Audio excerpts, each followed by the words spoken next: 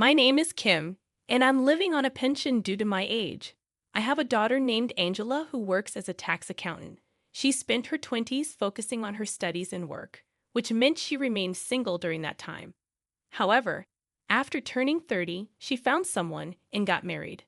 I believed a new life was waiting for her, but I never expected something shocking like this to happen. Angela has been good at math since she was a child, which made studying enjoyable for her. This led her to pursue a career as a tax accountant. My husband and I always encouraged her to follow her passion, telling her that she had talent and that we would support her. After graduating, she worked at a tax accountant's office for about 10 years before starting her own firm.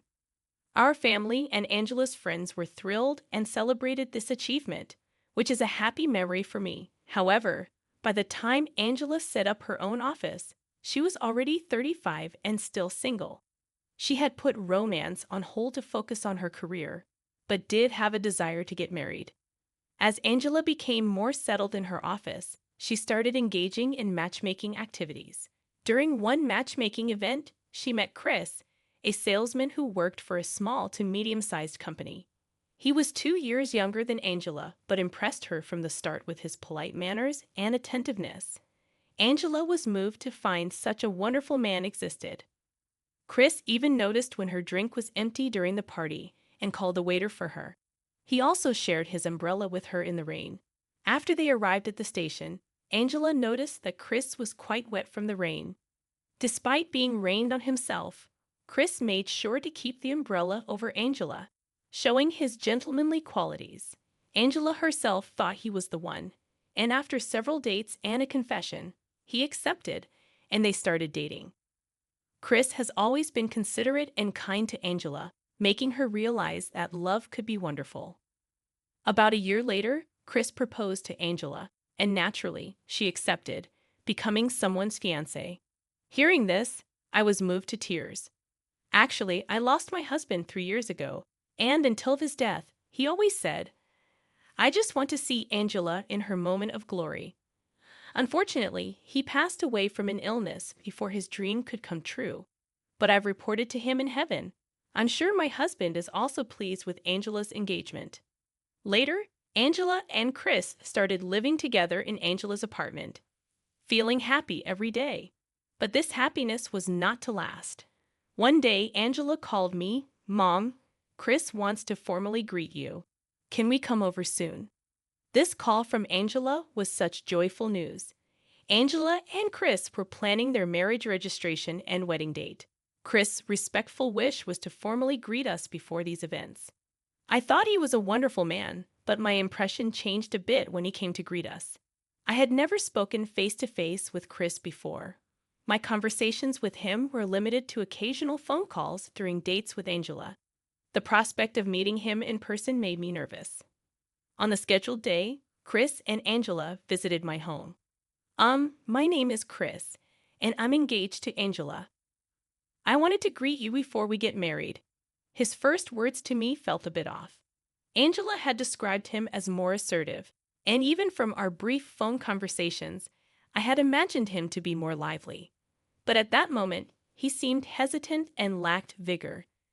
"Thank you for coming all this way," I replied, but Chris responded, "Well, it's just manners." I couldn't help but sense his unease.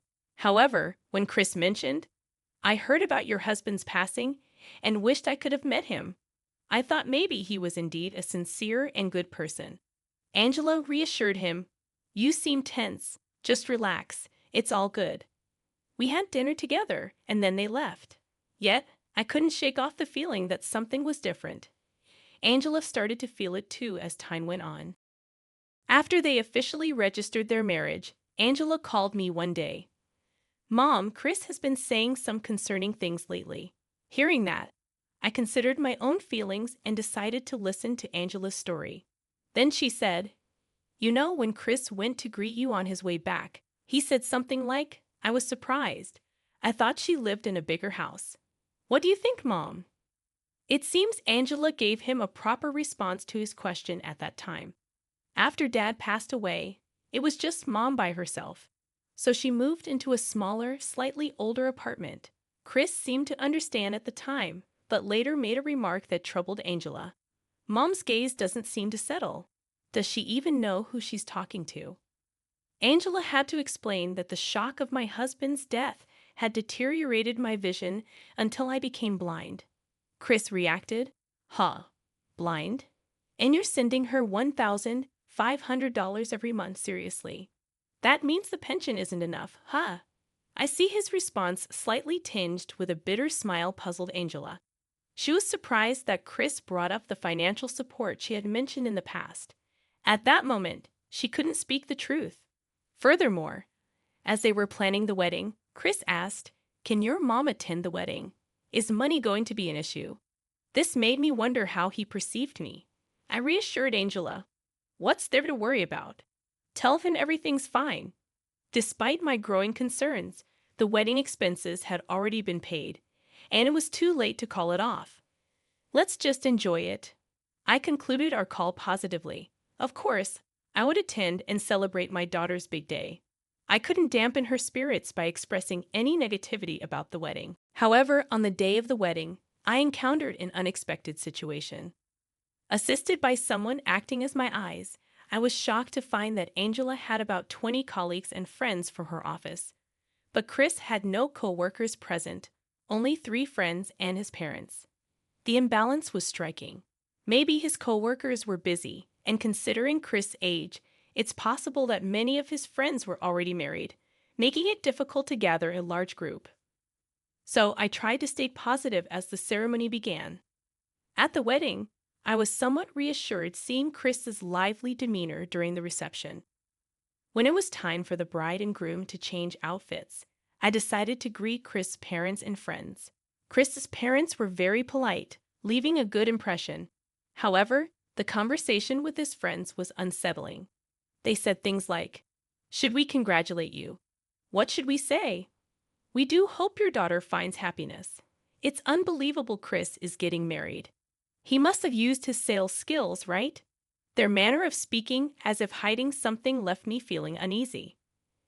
My feelings about the groom fluctuated greatly, but eventually doubts about the marriage's validity grew stronger. The words of these friends were not something you'd say to the bride's mother. Regretfully, I even considered that Angela might be better off divorcing should the need arise. Of course, I didn't want to imagine such a reality.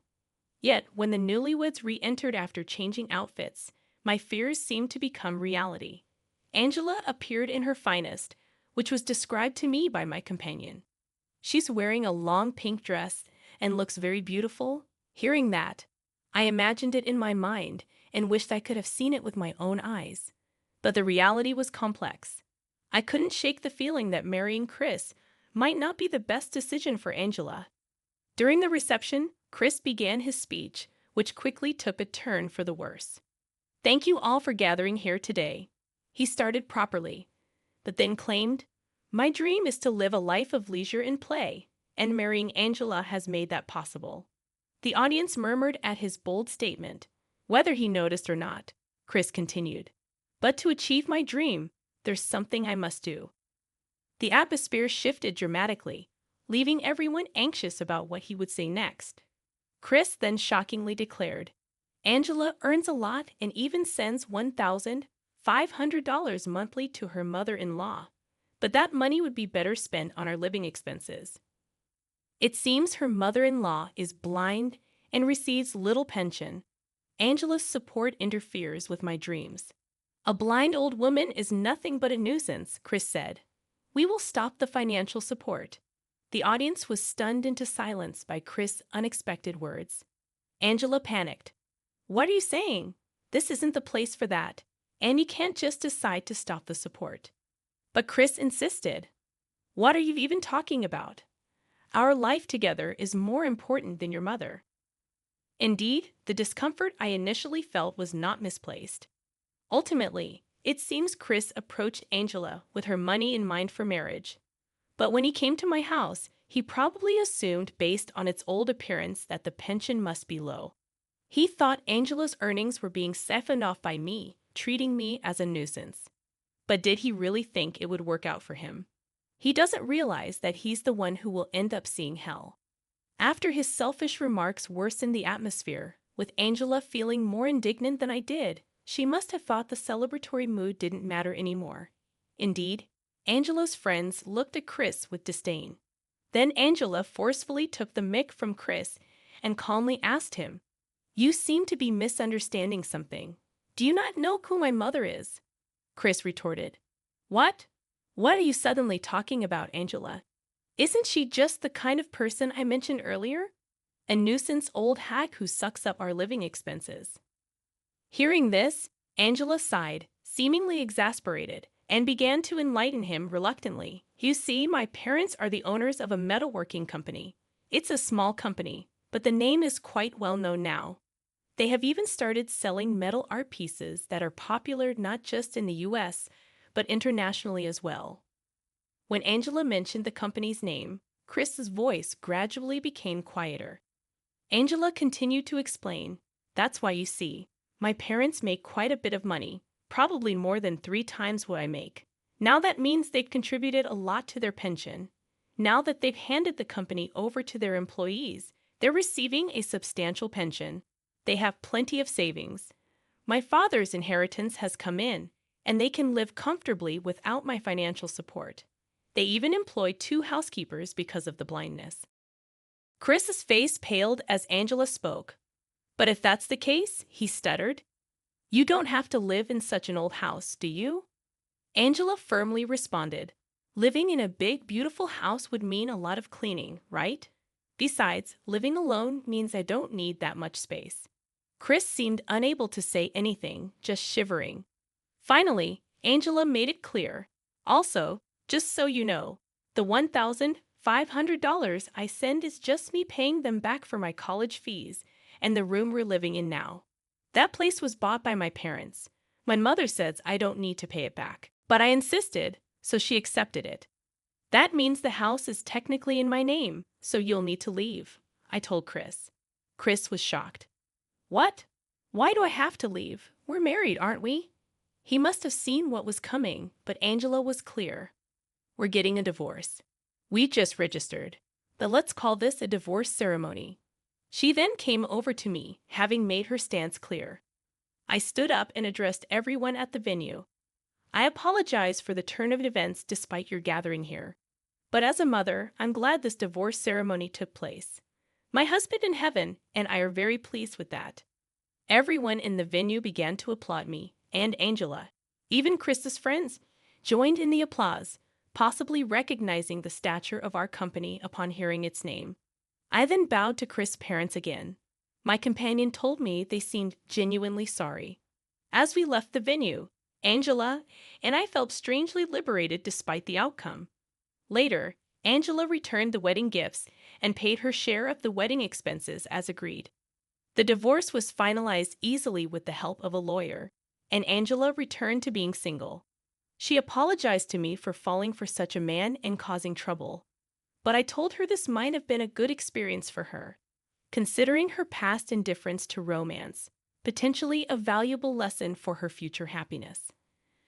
Upon hearing that, Angela said, "It really is different with a charismatic company leader. I want to be like you, Mom," and we both laughed. That reminded me when Chris's friend said, "Typical of Chris, the salesman." It meant he had the talk and actions to deceive Angela, which in a way might be admirable. But being blind allowed me to sense feelings through the tone and pitch of a voice. So, was it that I immediately felt something off about the way Chris spoke to me? Perhaps that was more skillful after all. Meanwhile, Chris really seemed to be relying on Angela's earnings, bragging about his wife at work excessively. But what he boasted was, "My wife isn't really cute or fun, but she's seriously loaded. With this, I can quit my job whenever I want. How jealous are you?" It appears he was truly a man lacking morals as he garnered disdain from his co-workers, becoming ignored by everyone.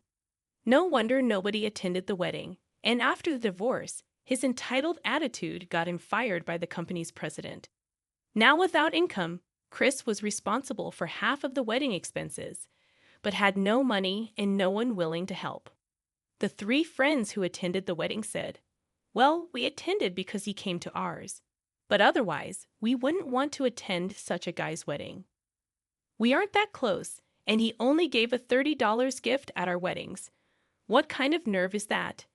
They weren't really friends. It seems even Chris's parents, having had enough of his actions at the wedding, refused to lend him money or let him return home.